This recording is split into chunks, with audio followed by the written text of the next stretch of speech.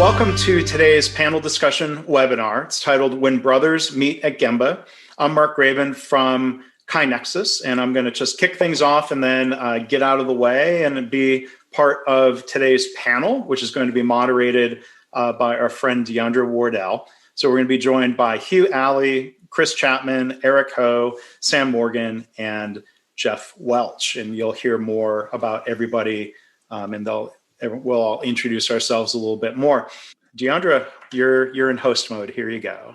Okay, thank you, and welcome everyone. Thank you for joining us today when brothers meet at Gemba.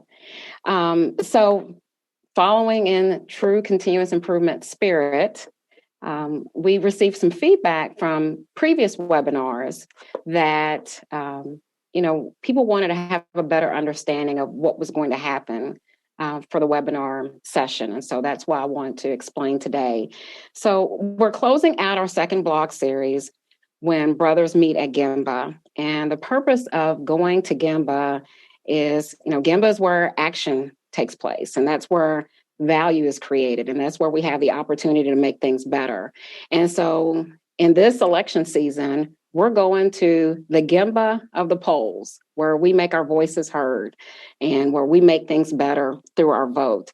And so we, the people, are all called to play a part and are all called to continuously improve our beloved country, this great land we call America. And we want to do that by going to vote. And Gemba activity that takes place when you're at Gemba is you go see, you ask why, and you show respect. And so during today's session, each of the panelists will share some takeaways that they want you to have from their blogs. As Mark indicated, there'll be a number of opportunities for questions to be asked, and we'll do our best to answer those questions. And then at the end, we have some calls to action. Whenever we come together, it's not just a discussion. We want to walk away with something to do, one small act that we all can immediately execute. So along with voting, there are some other things the panelists will be sharing. Okay, so now I would like to introduce you to my brothers. And as I say your name, just wave your hand so they'll know who's who. And then we'll get right into the blog discussions. So up first is my newest brother. We've recently connected, and that is Aric Ho. Aric currently serves as a senior consultant and training manager for the University of Washington Medicine Valley Medical Center. And he's serving on one of the busiest emergency departments on the West Coast. He also serves as the board president of Homestead Community Land Trust, and which is one of the largest affordable home ownership organizations in the Pacific Northwest. So, hi, Aric. Okay. Then we have Mark Graban.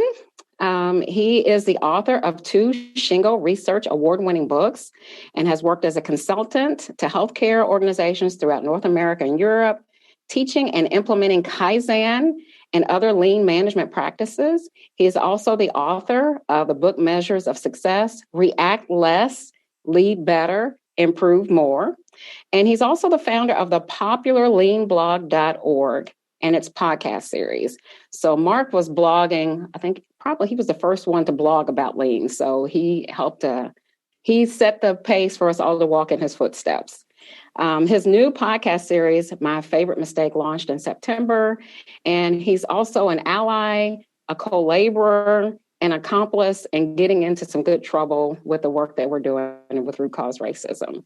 Okay, so Mark, we all know who you are, but still wave your hand. And okay. I'll just jump in and say, I wasn't the first to start blogging, but I was in an early cohort. How's that? Okay, that works. Okay.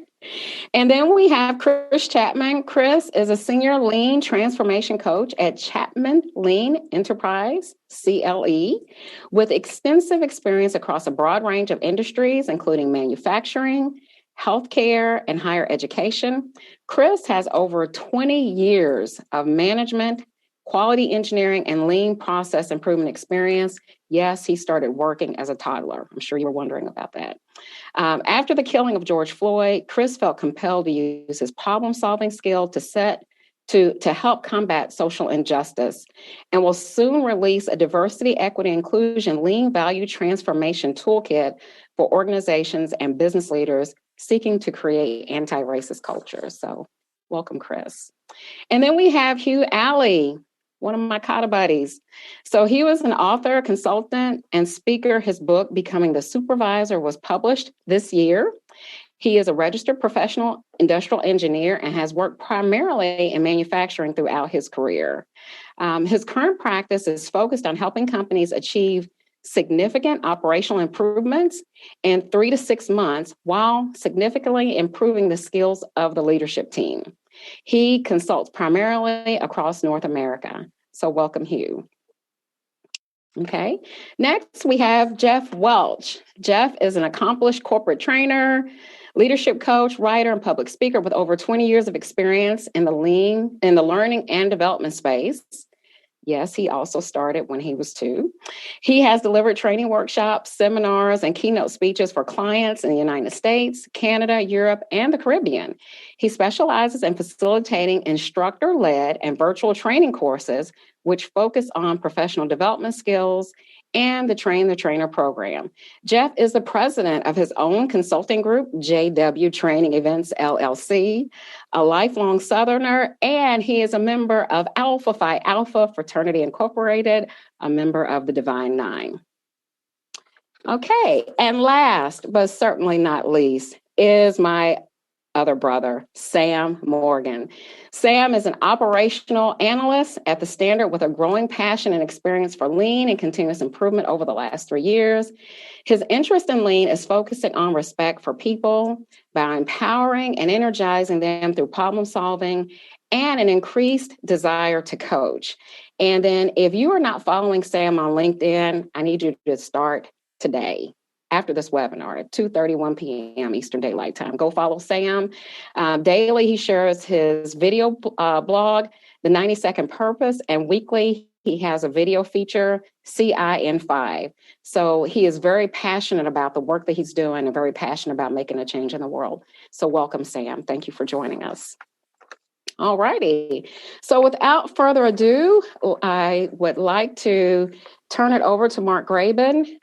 Mark Graban and I've always followed him. I have a tremendous amount of respect for the work that he has done and continues to do around zero harm in the healthcare industry. And, more recently, the work we've been doing with root cause racism has been inspiring and energizing. And among all of the great titles that he has, the one that I appreciate the most is he is my mentor, he's my coach, he's my friend, and he's my little brother.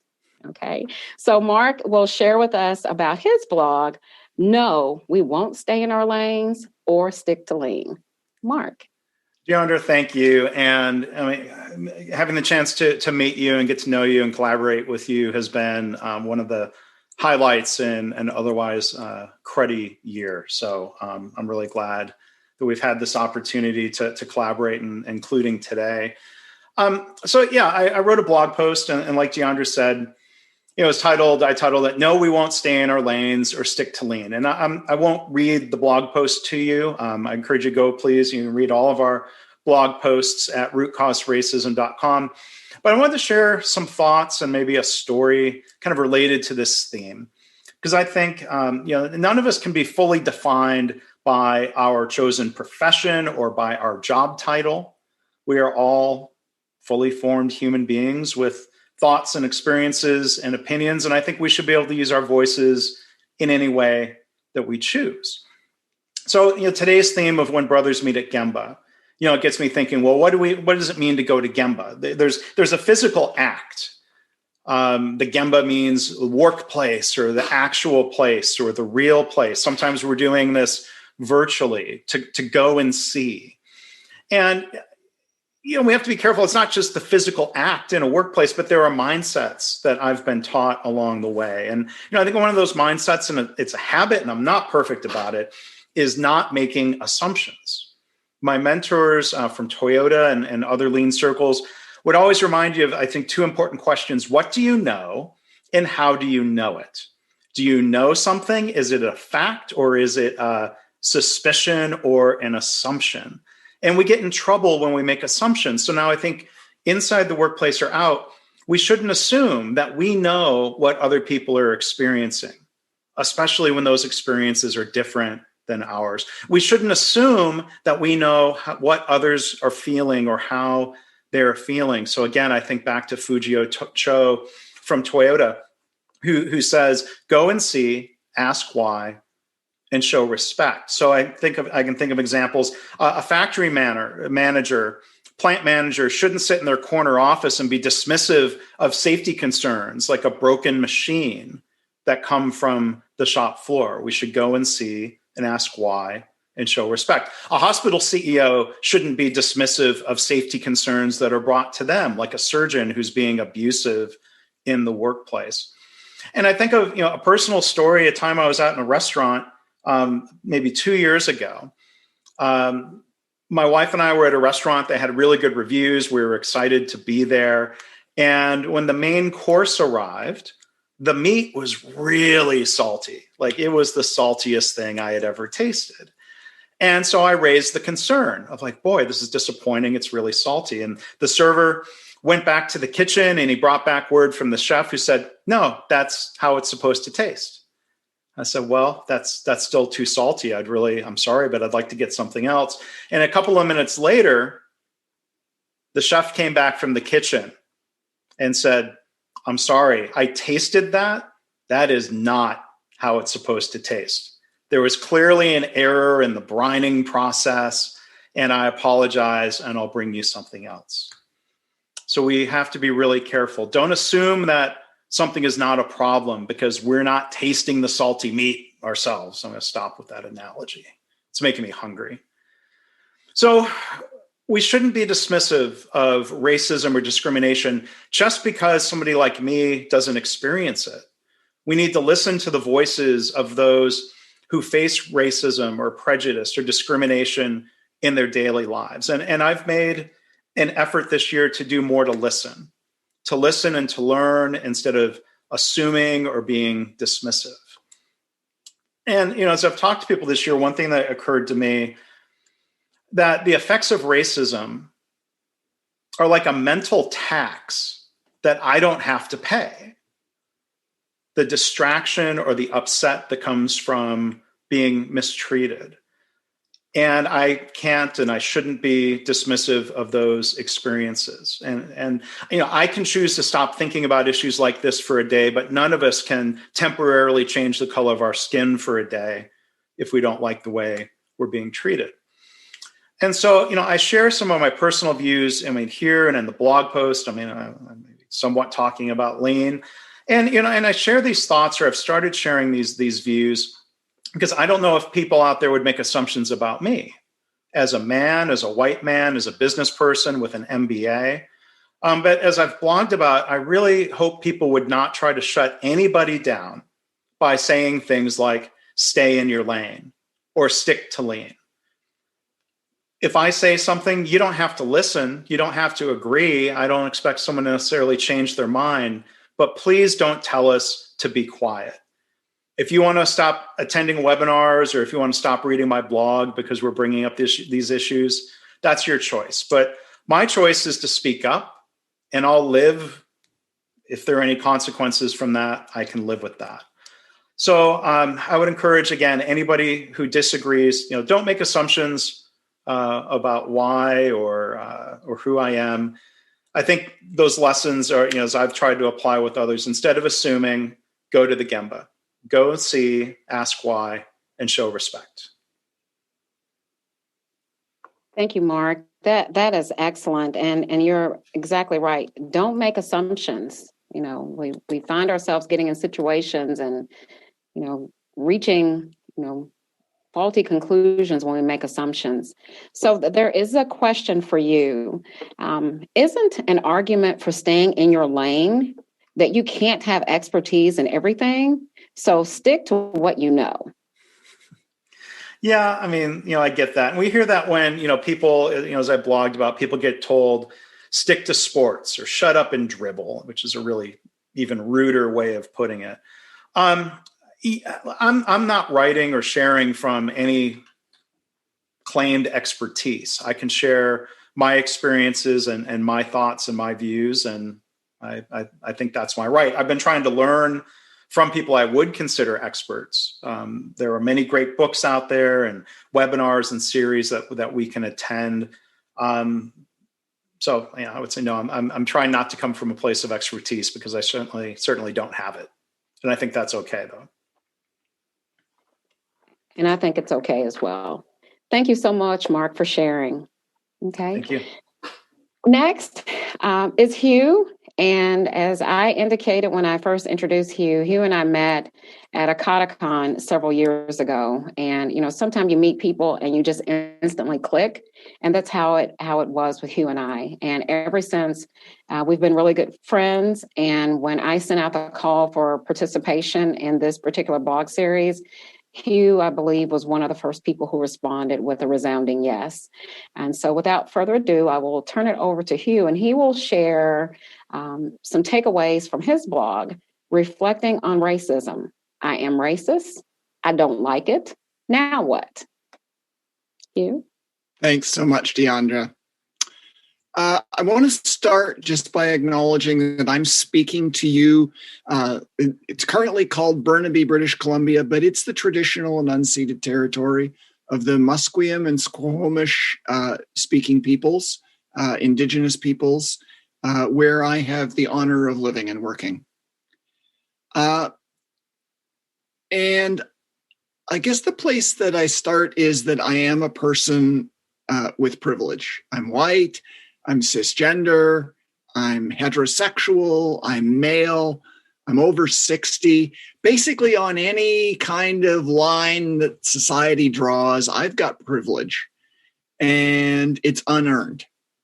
I'm from settler stock, grew up in what I saw as a very white Toronto. So my trials have never been about survival or of anything like that. And the challenge that I think I have is to become aware of the fact that I am racist. And that was brought home to me in a workshop at Cornell in 1981. The leader was a Black preacher from Atlanta, and he took us through a long process.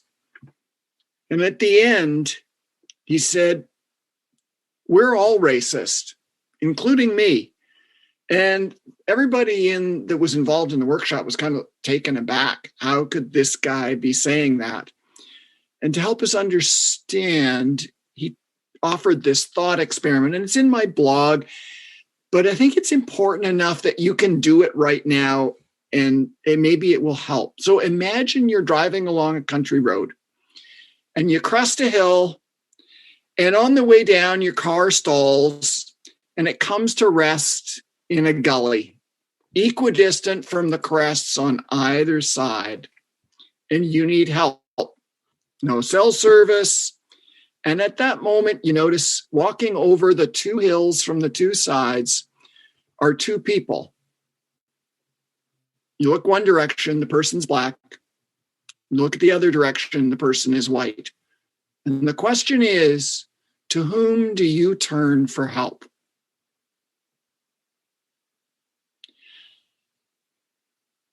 If you're honest with yourself, the leader said, you know that you will pick the person with the same skin color as you. It's a decision we make in ignorance, because let's face it, we have no idea who's better at fixing cars. All we know is their skin color. And yet, it seems wired into us that we go to the people that look like us. And that's the racism. And it's not comfortable to recognize it. And that's when he made the critical point. He said, that racism stuff, that's normal. What's not normal? What's repugnant, what's unfair, what's unjust is to then go about creating social systems that embed that ignorant decision into the world. He said, we're not asking, the objective is not to pretend that we're colorblind. We can celebrate people's color. What we need to do is not embed the stuff in the social systems to judge in ignorance, to make decisions in ignorance. And so if I start from the fact that I'm racist and I know it, and I'm not really comfortable about that, what do I do? Because every time I question it, all I need to do is walk amongst people that don't look like me, and I get it. I just have to think about the car in the valley. So I'm from Canada, and racism in Canada plays out very differently than it does in the US. We've spent 153 years as a country, basically, and I'm going to use quotes, putting down the Indians. We've done it in lots of different ways. Residential schools, the 60s scoop, the Indian Act, the number of Indigenous children that are in the child welfare system now. Fundamentally, for 130 years, we've systematically and deliberately removed kids from their parents, stripping them of their identity. And that is appalling. And it's heart-wrenching. And if that's the current state, what do I do with that? What's my next step? And from our theme, I think that covers it. It's go see, ask why, show respect. And so what I want to do in what's left of my time is just share with you some of the ways that I've found to go see. And some of them are things that you'll be able to copy. You'll find your own variations on what that looks like. But let me talk about 3 broad areas. One is, where do you go? The picture that you see behind me is taken from Conget Island in Haida Gwaii, where I visited 2 years ago. The Haida Gwaii is a set of islands about 100 kilometers, 120 kilometers off the British Columbia coast. Before contact with settlers, they had 6,000 to 10,000 people living in those islands. And in the 30 years after contact, that dropped to 700. Disease, and primarily disease. Can you imagine what happens to your community if you take 90% of your community away? What does that do to you? What does that do to the history and the knowledge? And so to go there, to visit that space, to listen to the Haida watchkeepers at Skangwai, which is an abandoned Haida village,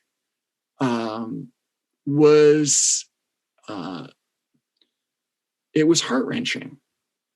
And then our guide took us into the forest one day to this log, or up, into the forest, said, you see the canoe? And we had to look around.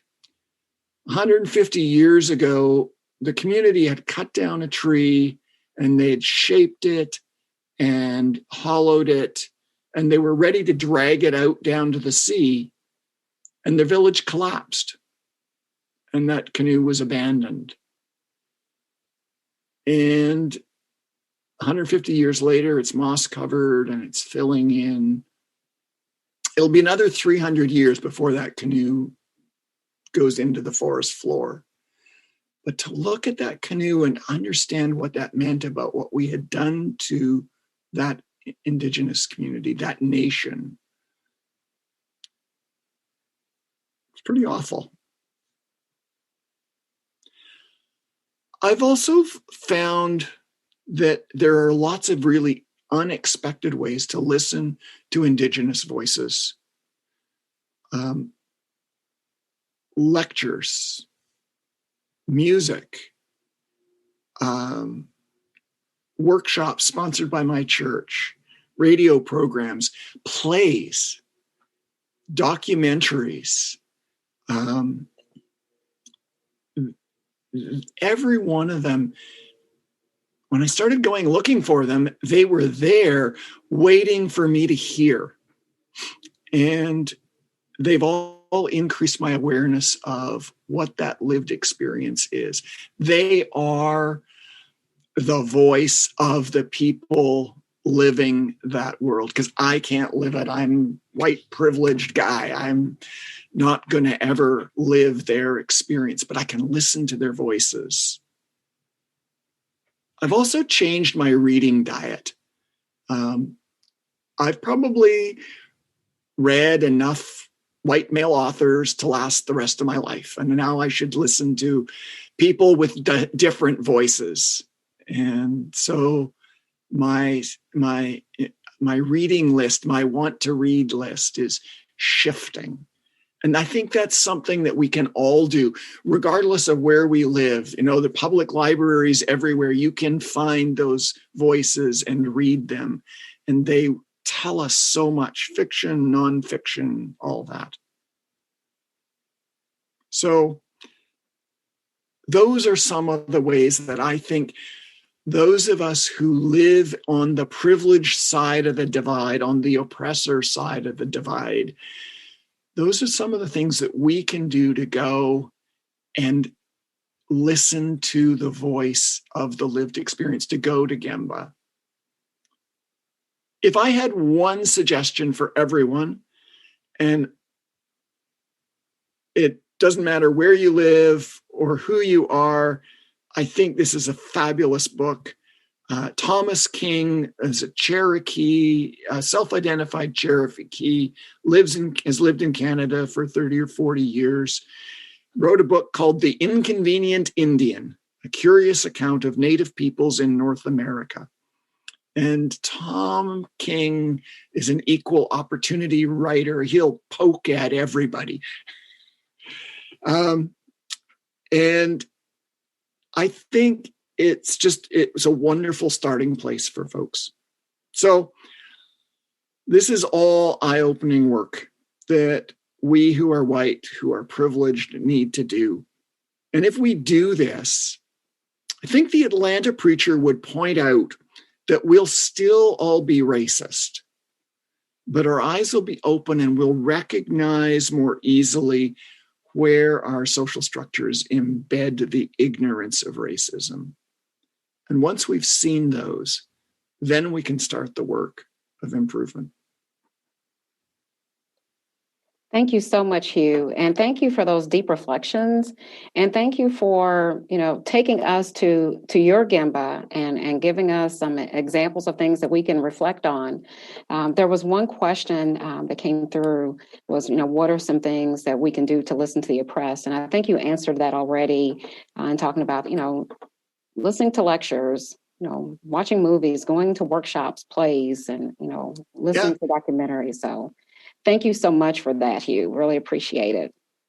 Okay. Next, we will have Chris Chapman. And Chris and I met. We were introduced by Mark Graban. And so I'm looking forward to you sharing about your reflections and takeaways from what you need to know before going to Gemba. Chris? Thank you, Deondra. I've heard a couple of things thus far that I think are key points to keep in mind. Like you, my reading diet has changed as well. So always been an avid reader of everything lean, and lately I've been reading more about race and racism, and so I've started to write about that. So I was very pleased to take part in #RootCauseRacism when you reached out to me, Deondra. And I think the main point I was trying to make in my article touches on some points that, Mark mentioned about, it's a mindset. And that before we go to the Gemba, which is a practice that, lean thinkers often do to really get a sense of what's really going on, we define it as where, the value-added creation and the real work is taking place. And so what I've found, and this is something I've noticed recently, and just being out in the Gemba doing work and working with clients. Last year, I was working with a group of lean consultants, no doubt, and we were going to the Gemba, and this particular team had created A3s, and I joined the team a little bit later, where they had already populated their A3s. They had challenge statements fully defined. They had identified current and future state metrics, and things were looking really good. And I thought, wow, okay. But as we started to have deeper conversation about it, what I realized was that they had failed to clearly define who the customer was. And in doing so, this particular team, they were looking at inpatient and the emergency room department. So they had mapped out the process, had identified all sorts of, waste and good opportunities for improvement. But once I started to ask questions around, well, wait a minute, who's the customer again? And the way they were approaching it, they were going to address every single waste that they had uncovered. And it wasn't very clear who the customer was. They knew which metrics they wanted to improve upon, one of which was readmission rates. And but as we started to have more conversation about the customer, we found that, to really drive that metric, we needed to focus on patients with chronic disease. We needed to focus more on diabetic patients. And so that became the customer. And it was that realization that, that's the customer we're talking about. So we want to, rather than, and you're still going to do time observations of, staff and folks doing, their work. But we shifted our attention to look at the customer and to see how the customer is flowing through that value stream. And so with that clear understanding of the customer, we redid our challenge statement. We included some metrics that weren't included before. And so just having that clear idea of who the customer is key before you go to the Gemba and before you start applying, process improvement tools. And in this season of kind of reimagining, how law enforcement, shows up to service as customers. And I don't know that we always think about it in that way, that we are customers. And, in Lean, we often talk about, internal and external customers. And that, as leaders, we have to serve both our internal customers to actually serve the external customer. And the external customer obviously is the one, paying for, our services and our products. And the internal customers are, our colleagues, our coworkers. And so it really does change our mindset. And if you've been approaching process improvement or any work that you might do from the Gemba, from more of a self-centered position, asking that fundamental question about who is your customer shifts that mindset to, hey, it's not solely about me, but it's about the folks that I serve. And so that opens you up to being more empathetic and really thinking about how do I best serve my customer. And so I would even challenge, some of the folks, because I can relate to, some of what Mark is experiencing, because as I have started to use my voice and my skill set to address systemic racism, I've heard, some feedback very small, in the grand scheme of things. I've received overwhelming support, but there's always one or two, in the mix that will, claim that, hey, you're getting outside of your lane in talking about systemic racism. And I push back very strongly on that.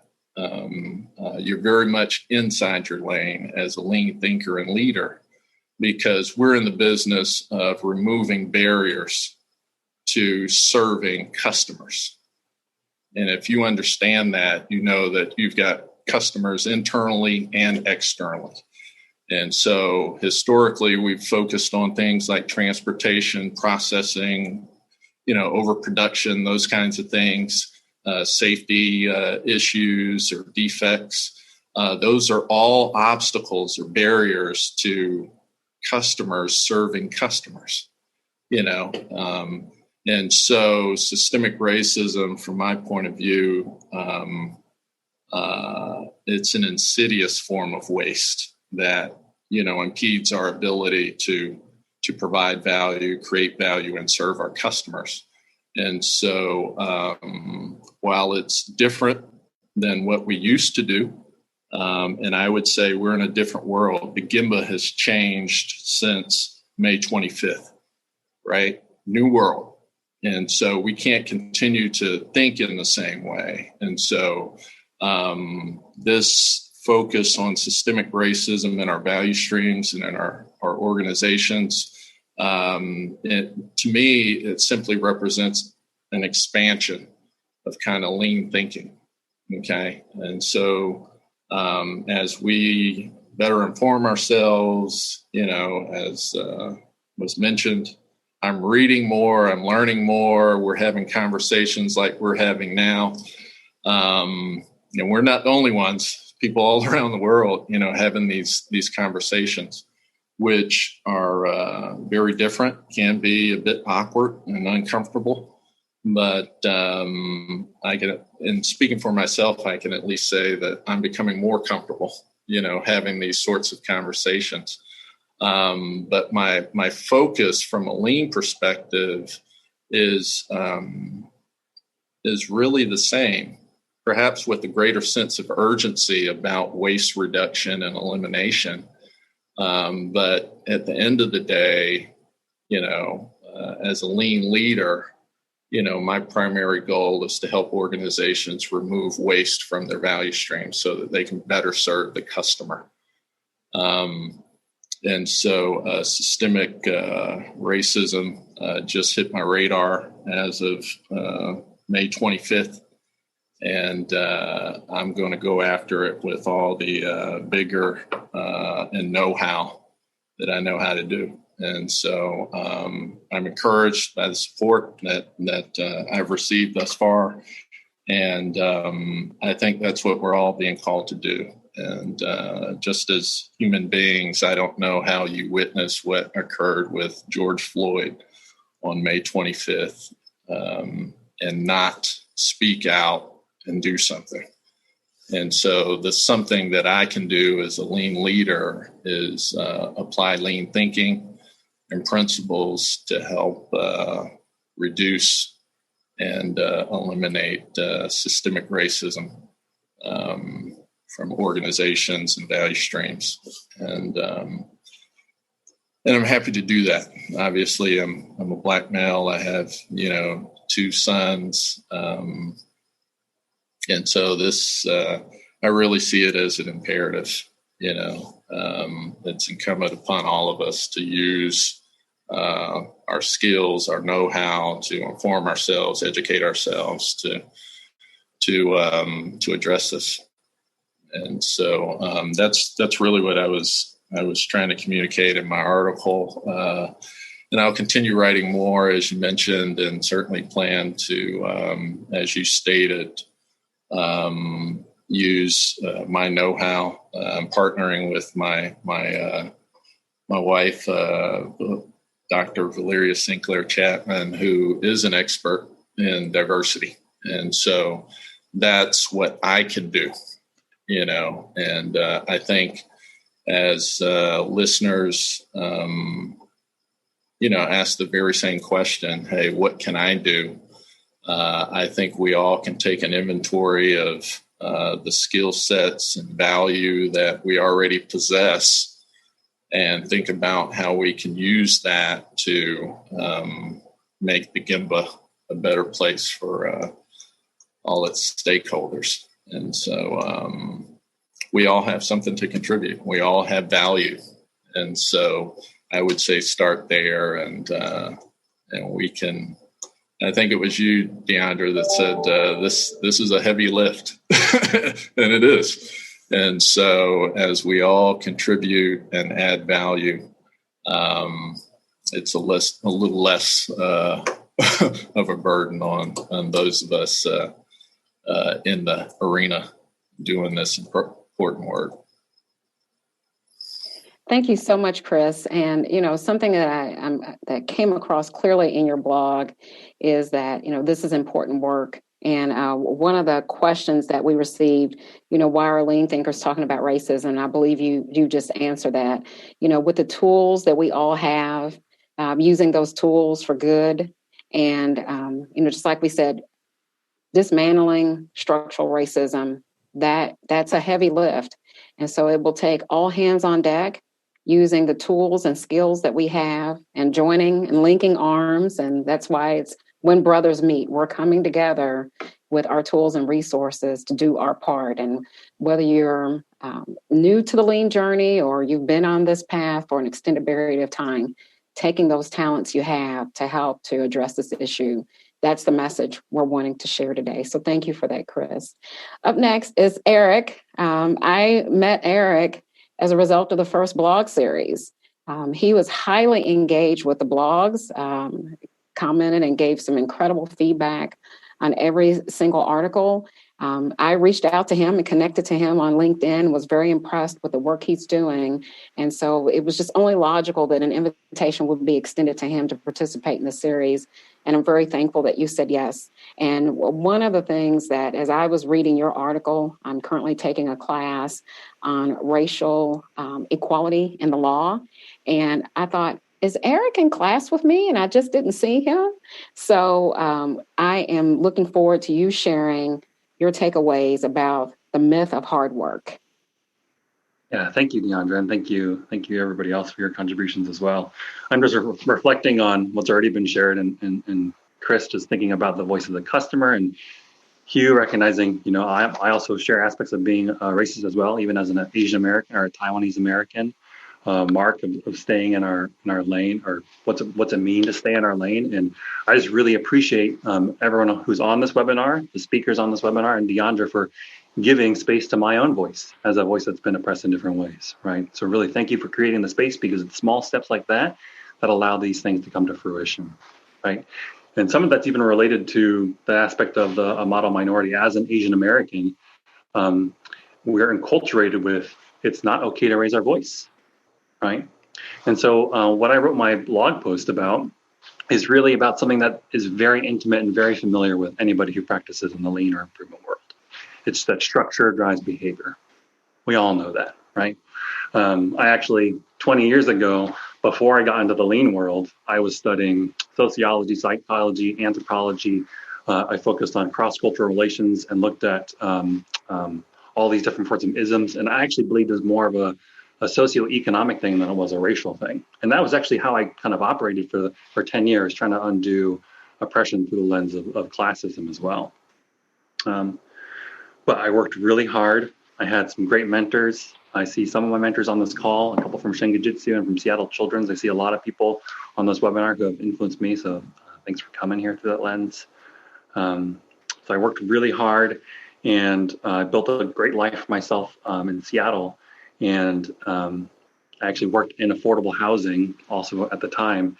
And as I was in the process of house shopping in a crazy Seattle all cash market offer, and if you're like, you can imagine some of us on the data side of lean, I have a giant spreadsheet with all the homes we are looking at, right? And I have a list of hundreds of homes with their pictures, a decision matrix that's helping me evaluate which home is going to be the good one for us. And we finally get to one after, being obsessive about the criteria or customer specifications for that, that we find one that works for us and we put down an offer and we're reviewing the deed. And in the deed, it says, if basically, I'm going to paraphrase it, it says, if you're Asian, you can't live here nor own this home. That made me so angry. I felt so floored. You can hear it in my voice. My parents brought me up with a real hard ethic of hard work, and they built their entire. They came to the States literally with 2 suitcases and $100. That's all they brought. They went to school. They worked so hard. I actually didn't even know who my dad was. I mistaked my cousin for my dad because I never saw him because he worked so hard. I never played catch with my dad because he worked so hard. And they built their wealth through home ownership because that's a part of what the American dream is. And if they had come to the country literally not more than 10 years earlier, they would not have been able to get into home ownership. And the life that they created for me and for my brother and my sister would not have been possible. The life that I'm creating for my daughter would not be possible. Right, and so that's just one element. That's called redlining. That's just one element of structural racism that we're talking about here that impacts our entire country, right? And that's just, there are so many more. If you think about the structural aspects associated with education, if you think about our healthcare system, here what we've been to acknowledge, a lot of hospital systems have been to acknowledge that racism is a public health crisis. We look at the outcome measures associated with it. You can't argue with the data and the science behind it. But I like to imagine what's next. This pain is real. But anybody who knows me knows that I'm always thinking towards the future, right? And I imagine what would it look like to live in a society where these barriers didn't exist, and not only do they not exist, to quote Ibram Kendi, it's you got to be more than not being racist. You got to be anti-racist. So what would it look like if we had created structures that allowed people to actually thrive and succeed and live into their whole purpose and their whole being, right? And I actually think that's a really strong connection of what we do in the lean world when we do it in a way that's really respectful of people. And that's actually what brought me into the lean world through that lens. But what I want to do is, because I have a really bad habit, you can probably tell, I talk really big, and I have lots of big ideas, big thoughts, and I often struggle to kind of shrink it down. What does that mean? What does an awesome world where we're all living into our purpose actually mean? And how can we shrink that down into small things? So I actually want to try a quick small activity for everyone who's listening. And I just want you to think for a moment. Think about somebody who's been in your life, who's been a mentor to you, a coach to you, somebody who you wouldn't be where you are right now without their support. Okay, I want you to picture that person in your mind, and I want you to think about how that person loved you into being to where you are right now. And as you think about those small behaviors, I see that the chat's open. I might pull a quick one on Deondra here and just encourage everyone to flip that to all panelists and attendees and say, I want you to think about what's one small behavior that person did for you that helped you to feel loved and supported. So take a second, take 5 seconds to think about what it is, what their small behavior that helped you to be where you are right now. And then I'll ask everyone to throw that in chat. And Aric, I'm going to just jump in because the attendees can only chat to the panelists. So I'd suggest you might want to read off ones that you think are good to share. Sorry. Great, thank you. So I'm going to read off a couple that I hear. I see encouraging me to believe in myself. They told me that my voice matters. Listened deeply, listened very intently.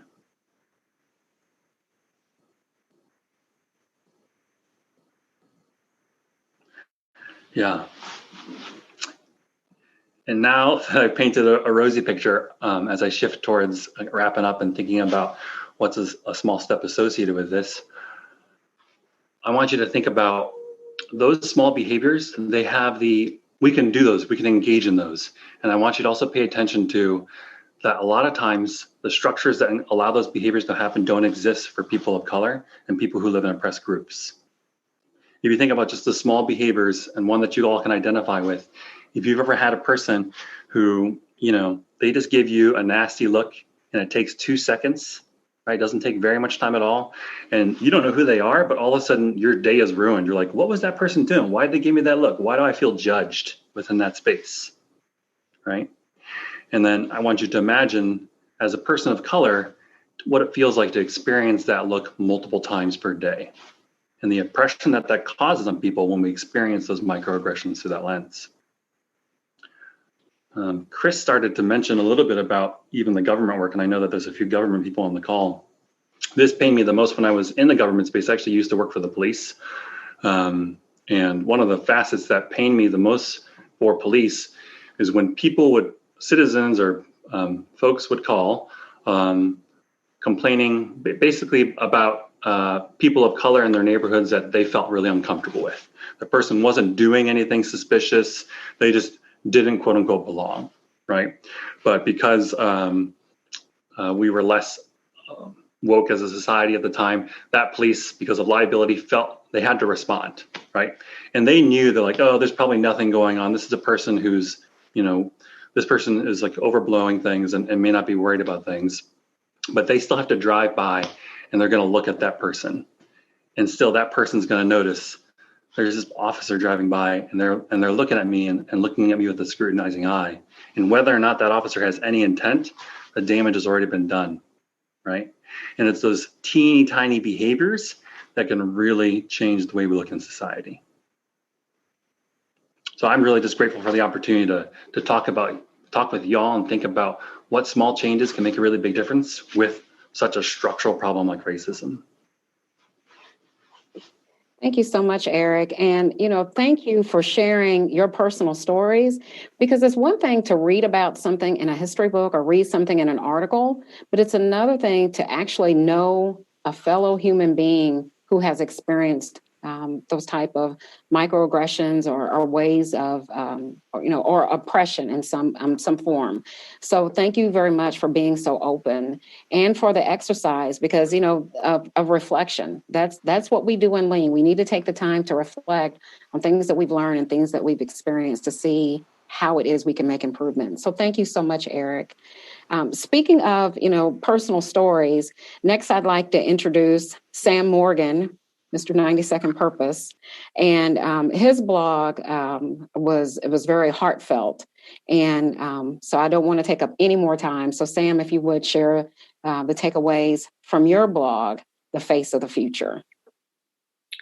Well, thanks, Deondra, and to all the gentlemen here. I'm just so honored to be a part of this whole series, all these men providing different perspectives. That was one thing that just kind of floored me as I was reading everything. I was like, man, are we going to repeat? And I'm like, no, we aren't. And I was so grateful as I read every one of these men's blogs. It was all also different, but we're all focused on working on the same problem. When we're talking about root cause racism, we know there's not one root cause, but having these different perspectives can help us look at those. And we can each take what we're passionate about and what we can work on and look at each one of those. So I'm so thankful for being a part of this and having these different perspectives and sharing this space. A couple months ago, I kind of got really engaged with this, of course, with the first series. And then when Mark had Christopher on his blog, his podcast, and Christopher was on with his wife, and many of you may or may not know, but my wife is also in the DE&I work. She does restorative justice, and she's just amazing. And so as I was thinking about what Chris and his wife did and what my wife and I could possibly do, and then just thinking, okay, how can we marry these two things, continuous improvement and the work to end structural racism? And then Deondra came out with, we're going to do this next time. I was like, dang, this is perfect timing. So this is a beautiful synergy of two things that I'm passionate about. And you may wonder, okay, well, how does that apply to my son? Well, as I think about the corporate place that I work in, and I love my place of work at the Standard, and they've started on the Lean journey about 4 or 5 years ago. But of course, just like we know in any workplace, it's not perfect, right? There's always opportunities for ways for us to get better.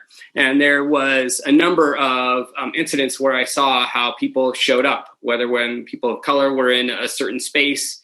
And, when I look at my company, and this is well known, we've only 5% of our workforce is African American. So at a company that's been around for 108 years, that's not a surprise in the Northwest. So when a person of color shows up, people might assume or think things about that the way and react in certain ways. So as I was seeing the way my coworkers were showing up, I thought, well, how would this be if my son Judah were to be here in 15 years? How would he be treated? How would he be accepted? And if you read, I encourage you to read it about my son Judah. He's just a beautiful young man. He's autistic.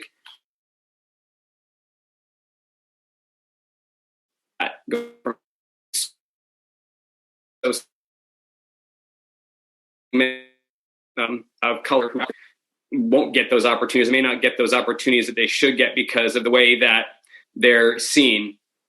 And so my hope with writing this was to get the face of the future state, like Deondra talked about. I think it's easy for us to look at the statistics. We can see the videos on CNN or Fox or wherever you want, and you just see a glob of people, and you don't have any way to relate to that. It just looks like these people who are doing harm or speaking ill or whatever it might be.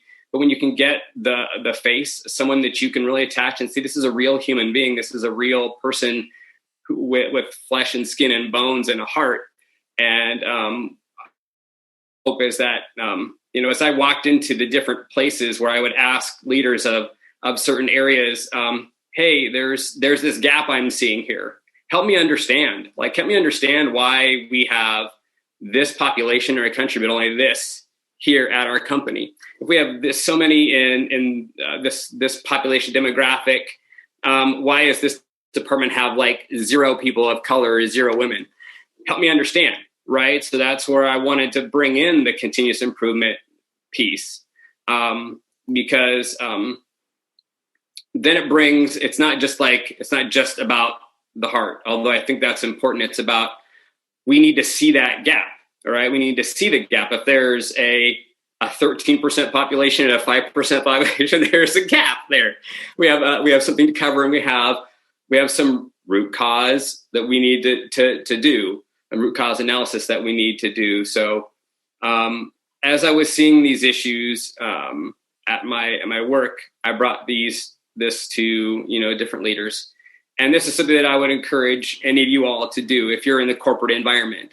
It may seem like, depending on how big your corporation is, how can we change that? What can we do? And really, for me, anytime there is a meeting, I'm just going to be curious. I'm going to be brave, and I'm going to ask a question. It doesn't have to be anything deep or anything. You can just, for me, it's okay, here's the gap. What are we doing what kind of actionable steps? Because it's easy for a lot of, I know vice presidents and everything to just give the corporate answer, but what are actionable steps that the company is taking to really make this a diverse, equitable, and inclusive workplace? And so that's what I would encourage all the folks out there to do. And think of folks, kids like my son, Judah, or your kids. You want them to be given every opportunity to be successful. And so how can we change that story for kids like my son, Judah? And my wife and I are going to do everything we can, but there are some people who don't have advocates. They don't have people who are standing up for them, and they need people like us to be the voice to do that right now. So I just encourage you to do that. And again, I'm so thankful to be a part, and thank you once again, Deondra and Mark, for this opportunity.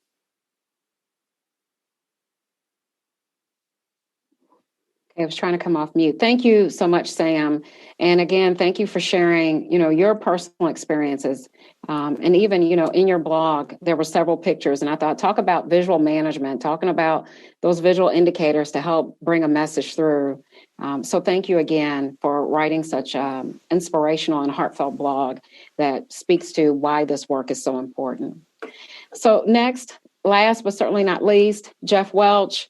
great friend. We've known each other for 30 plus years. And when we talk about going to Gemba for this particular situation, it's getting out to vote. And in Jeff's blog, he gave us all 3 steps to becoming an informed and savvy voter. So Jeff, please share the takeaways you want the group to have from your blog. Absolutely. Thank you so much, Deondra, for allowing me to be a part of this. I have been on this journey with Deondra with hashtag Root Cause Racism since the beginning, but mostly behind the scenes, helping with some writing and some editing work.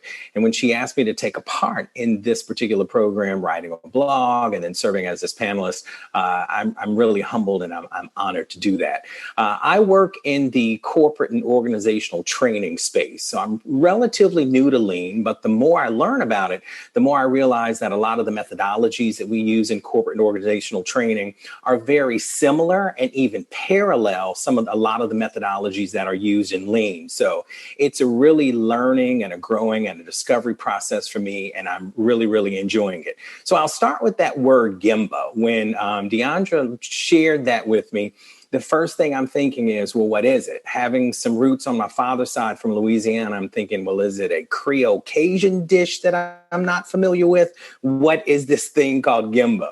So she explained it to me, and then she said part of this, or at least I want at least a segment in the blog to make Gemba the action of voting.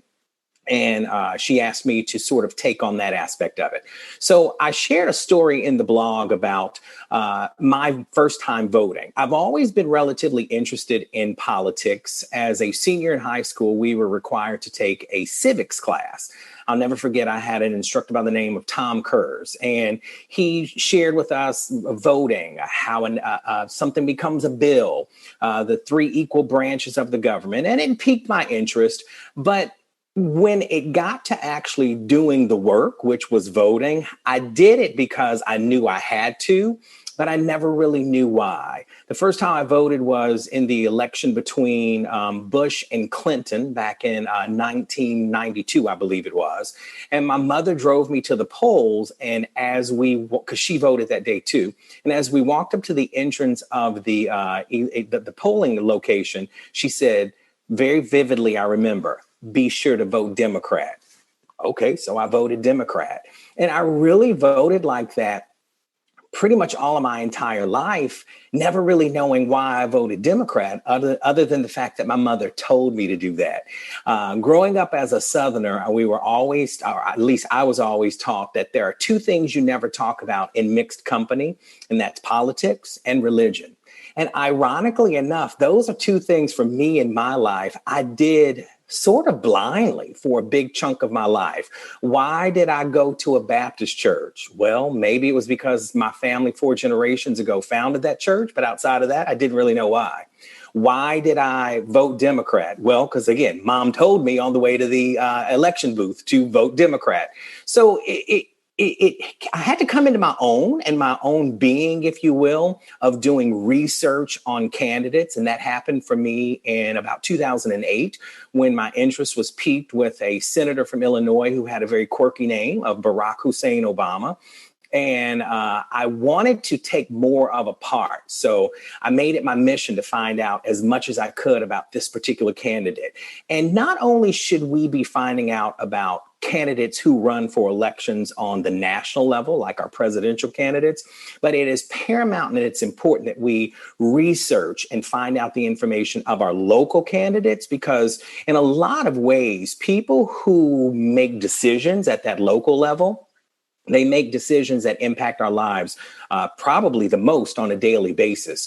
One group in particular, and I mentioned this in my blog, that really does need to be investigated and researched before you make a decision, a voting decision, are people who are running on the levels of judges and prosecutors.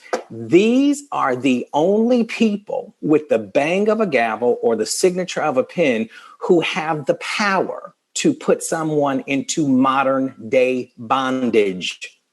So it's important that we know who these people are, that we know their ideology, what they stand for. And as I segue into the whole thing about root cause racism, voting is indeed one of the ways, because there are many ways, as you've heard from our panelists, in which we can put action into play to solve or bring about a solution to this particular problem. But voting is one of them. So learn who your candidates are, both at the national level and the local level. So you can begin to vote for candidates who are aligned with your interest. If you are truly an ally, let's vote against people who push and vote and support racist ideology. In this day and age, most mainstream candidates won't just come out and say, hey, I'm a racist. Now, they'll send a lot of dog whistles, but mainstream candidates are not going to say that. But they could have some racist thinking, and that typically shows up in measures and legislation that they support. So we have to be very, very aware of that and knowledgeable of that. So if you've already voted, congratulations. And I hope that you made the best decision having thought that through and researched that. But if there's anybody out there who has not voted, before you vote, either via early voting or on November the 3rd, research your candidates just to make sure that you are indeed voting for the right people who support your interest. And again, if you consider yourself an ally, let's vote for people who support an anti-racist movement and agenda. And let's vote against people to get those out of office who have that sort of ideology. So if those are the key takeaways from my blog and what I'm bringing to you today via this webinar is, think about it, research it, look at voting as one of the most important acts that you can do as a citizen of this democratic society. It is an honor and a privilege to vote. Some people got it. It was awarded to them, the right to vote. Others had to earn that right to vote. So let's honor it by researching our candidates and making the best decision on who we vote for. And when we do that, we will not suffer from voters' remorse later on down the line. So again, Deondra, thank you so much for allowing me to be part of this particular process. And I hope that what I've written and what I've said today does indeed resonate with someone. Well, Jeff, thank you for saying yes. And, we're not done with you quite yet. We do have one question. And I think this question is specifically important because of the timing and what will be taking place later this evening. The question is it helpful to watch a debate as a way to research a candidate?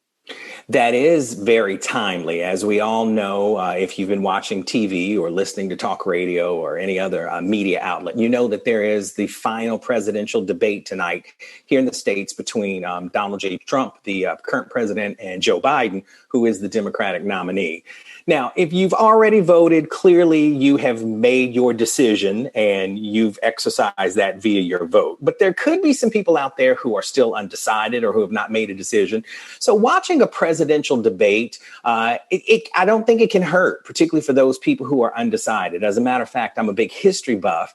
And I take you back to history. The very first televised debate was in the year of 1960 between Richard Nixon and John F. Kennedy. And a lot of historians do say that debate performance that John F. Kennedy had was instrumental and pivotal in his eventual election. So you can definitely research candidates via other means, doing an online search, going to their particular websites. But with this presidential election and any other debates that may come up outside of just the presidential, listen to what they say. Look at their nonverbals and their body language when they're saying it. You could pick up some detail and some information that does help you make that informed and savvy voter decision. Thank you so much, Jeff. Pleasure. And thank you to all of our panelists for your sharing those important takeaways. Mark, I'll turn it over to you for announcements. Yes. Thank you to all of our panelists again for everything you've shared today. I will get the announcements up and running right now. Here we go. So just a couple of quick announcements. So we have upcoming webinars. KaiNexus customers are invited to attend the next training team office hours with Adam Darnell and Matt Bana on October 29th. You can also, the registration is not yet open for the next presentation style webinars that are open to all. November is still being sorted out. So if you go to kainexus.com/webinars, you can sign up to be notified by email when we have other content about continuous improvement. In December, Albanesa Yamaya will be presenting. She's a Lean and Six Sigma professional in the Dominican Republic, and this is going to be our first Spanish language webinar. This was a suggestion from one of our customers. And so Albanesa is going to be presenting in Spanish, but she's also going to be doing a recorded session in English for those of us who, like myself, who don't speak Spanish. So we have that opportunity for that experiment, and we're really excited about that. And then in January, Stephanie Hill is going to be doing a webinar. And Stephanie has been part of our KaiNexus community for many years. So we're really excited to have their voices. And 2021 is going to bring many other webinars, including Deondra has agreed. I'm not putting her on the spot. She has already agreed that she will do a presentation on Kata probably next year in 2021. Also invite you to go check out our continuous improvement webinar on demand library. This is all free, all of the webinars that we've put out there, including last Tuesday's panel, including the August panel on root cause racism, and today's session that will all be in that library. We encourage you to explore that. Our blog at blog.kainexus.com. And our podcast. The audio of today's panel, like the other webinars, also ends up in our podcast feed. So if you want to revisit this or share it with others who would rather listen while they're driving instead of watching the recording on YouTube, you can find the KaiNexus Continuous Improvement Podcast anywhere you find podcasts. So those are the announcements. Deondra, back to you. All right, Mark, thank you for those announcements. We do have time for at least one question before we wrap up, and I'll share the calls to action and then we'll close out. So one of the questions that's being asked by the attendees, what is the panelist action when you see or discover racism at the Gemba? So when you observe some type of racist act, what is it that you do? Who would like to respond to that question? Okay, Sam? Yeah, I can speak to that. I had a couple experiences around this. And one of the things that I remember from a couple of years ago it was a training I did. And this is before I would say I really got to the woke state that I'm at right now. But it was still something that's always resonated with me, and that was the idea of just saying something. And there was a time when I was I had worked an early shift with a coworker, and we were having a conversation. It was like 5:30 in the morning, so nobody else was in the office. And he had made a comment about something like those Arabs or something like that. And that training had come to me in my mind, and I was like, I really didn't want to say something because he was the kind of guy, outside of probably put on like a kind, maybe Christian face, so to speak. And he, when I decided to say something, he reacted and was like, well, my daughter's married to someone from Latin America and this, that, and the other, trying to basically pass over the fact. And I said, were you aware that this might be offensive to somebody like this? Not accusing or anything like that. So again, for me, if I face something, to answer the question, if I face something, it's being curious. I've had a couple of these instances at work, and the approach I take is being curious, not pointing fingers, because you don't know what the intention is. But you want to make sure that they're aware that there might be an impact to other people. So that's what I would say to the person who asked that question, is be curious and be brave too. I mean, it's going to take you stepping over the edge to ask that question. But if you do it with the right heart and you're asking with that curiosity, then that's the right path to go. Thank you so much, Sam. Mark, do you have something as well to add to that? I have a story, and it's more about a failure on my part. and maybe this is necessary the first time we run across a scenario, we learn from it, and I think today I would be better equipped in the moment. But in my last manufacturing job, going back a little more than 15 years ago, we had a team huddle with the operators, the production supervisor, myself as an engineer, and another engineer. And there had been a production problem, somehow traced back to the other engineer was saying the standard work hadn't been followed, and there was some blaming and some discussion back and forth. And then he blurted out, as an older white male engineer, he said, well, this wouldn't be a problem if the operators could just read, which is rude. But our operators included, a couple of people of, there was a Latina woman, there were a couple of immigrants of Asian descent on the team. It was a diverse team. And in the moment, I was just stunned because I didn't expect anything like that to be said. And I froze and I didn't know what to do. And, later I pulled the andon cord, if you will, by bringing it up with him and the area director. And he was defensive. He said, I didn't mean it like that. I'm like, oh, okay. I don't know. Maybe I was assuming, or maybe he doesn't know what was behind what he was saying. But, I was embarrassed that I didn't speak up in the moment. And from what I've heard of stories from others, the one strategy is simply to ask, can you explain what you mean by that? When he had said, if only the operators could read, what do you mean by that? And, maybe there are more aggressive ways to deal with it, of saying, wait, no, that's wrong. But that wasn't a moment where, I'm not really proud of the way I reacted. And I wish I'd done more to stand up in the moment and, try to address it right on the spot instead of a little bit later in the day. Mark, something to keep in mind, and all the panelists, and I've picked up on these, not only from the blogs, but from conversations we've had. That's the other motivation of why we're doing this when brothers meet. It's from some of the behind the scenes conversations. And, thankfully, we always have we learn from whatever our experiences are, and from what we learn that inspires us the next time when we're faced with those opportunities to speak up or say something or do something. And it's two sides to it. It's one for the side of the ally, where it's important to speak up and ask for that clarity. And then also it's an opportunity from the side of those of us who experience microaggressions. I experience them on a daily basis. I, have had a situation within the last week, and I had to determine, well, did that person really mean what they said, or how it is that they did? And that's why going to Gemba is so important. We can't just jump to conclusions or place labels on people.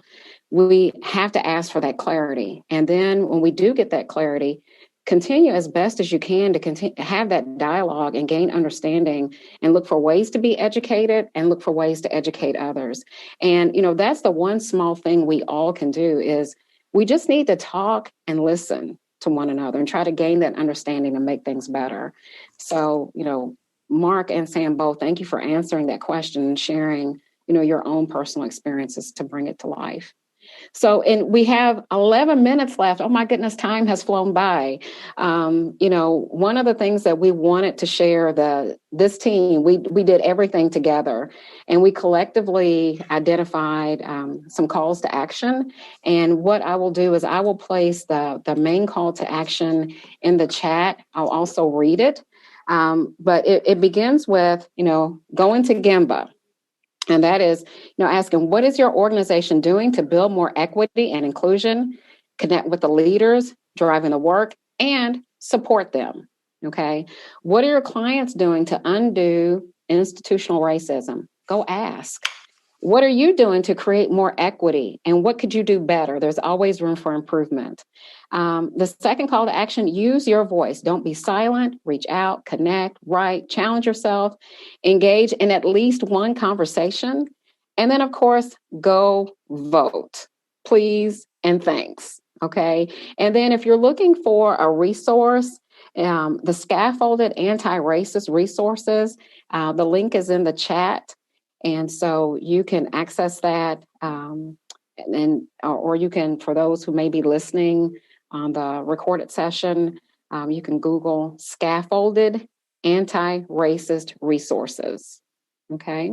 So, in my closing comments, before I turn it back over to Mark, first of all, I want to thank KaiNexus for being so generous and sharing this platform and for supporting us, not only in hosting the webinar, but I've received feedback from the executive leadership team from KaiNexus over the course of time that they're here to support this work.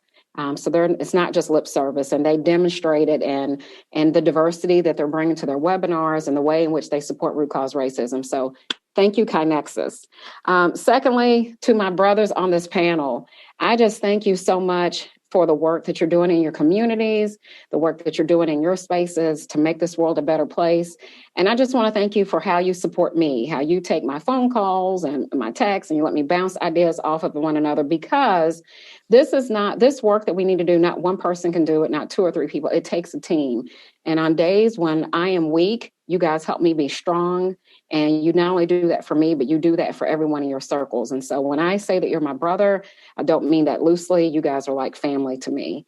So for those who are participating on this live webinar, or if you're tuning in via the recording, we thank you for your engagement. We thank you for your great questions. We thank you for the ways that you're engaging with us and you're sharing our blogs on social media. I'm starting to receive connection requests through the Root Cause Racism website, where you want to stay informed and where you want to get involved and helping us getting into some good trouble and doing this work. So thank you to those out there, not only in Zoom land, but those on YouTube land and those who are listening via podcast, that you're joining in on this great effort with us. And we appreciate you. So, if there's one takeaway that I would like everyone to gather and to understand, the main theme of the work we've been doing this week is it's important to seek to understand, see something, say something, and do something. And that thing you do does not have to be some huge, big, monumental thing. It can start with reading a book. It can start with having a conversation. But just find that one small thing to do. Listen to the voices of the oppressed, seek to understand, and go to Gemba. Go see, listen, and learn from the voices of the oppressed. Ask why. Consider how your own experience has contributed to racism, and then show respect. To quote Karen Ross, one of the most kindest things we can do is to vote for kindness and to get out and vote.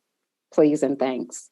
Mark Graban, I'll turn it over to you. All right. Well, thanks, Deondra. And, I do want to also thank the KaiNexus leadership team. When I brought up the idea of doing the first webinar in August and doing the two this week, there was zero hesitation in their response of, yes, this is important. We are happy to provide this platform. And you mentioned Karen Ross. I'm wearing her button. This is from her Love and Kindness Project Foundation. So I want to thank her for that. She was a great part of Tuesday's webinar.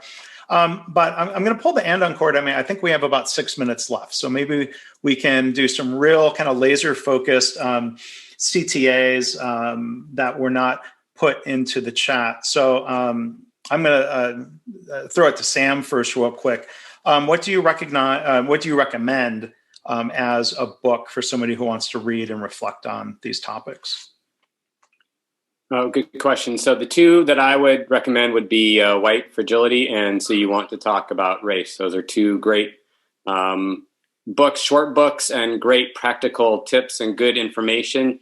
They're easy to read. And I'd also recommend, for a quick 5-minute read, the Anti-Racism Daily newsletter. It just started about 6 months ago, and I get it every day in my inbox. It's just a good, quick 5-minute read and helps keep you educated and informed. It gives you practical steps if you're wanting to stay in this work and be an ally and an advocate. So I'd highly encourage any of those as resources. Yeah, and there are some resources that were shared in the chat. I will second the recommendation on the book White Fragility. Personally, when I think of systemic problems in healthcare, the reality of a hospital having systemic quality and patient safety problems does not mean every person working in that hospital is a bad person. And I think the book White Fragility helped me understand. I think there is a parallel where you can say there is systemic racism, and that does not mean everybody in that system or that place is a bad person. That was one of my takeaways. Chris, you have an interesting takeaway about a strategy that could be used when entering a boardroom or a meeting room. If you can share that with us, please.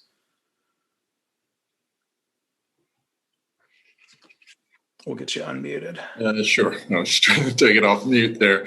I think it builds on the point that Sam mentioned about see the gap.